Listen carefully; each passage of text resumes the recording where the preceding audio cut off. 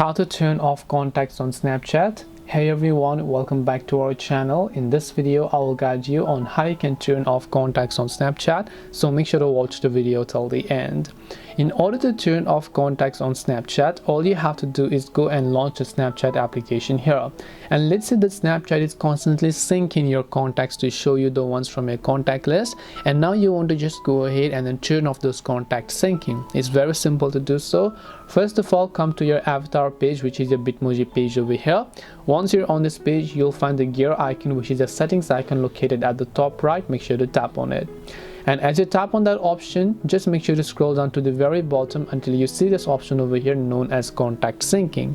So all you have to do now is tap on contact syncing tab, and here you can see share contacts with Snapchat. Just turn off this toggle, tap on confirm, and do not give Snapchat access to your contacts. After that, Snapchat will stop syncing your contacts. This way you will be able to turn off contacts on Instagram or Snapchat. Hope this video was very helpful. If you have got any more questions, feel free to leave them down below. Thank you very much for watching till the end of this tutorial, and see you soon in our next video.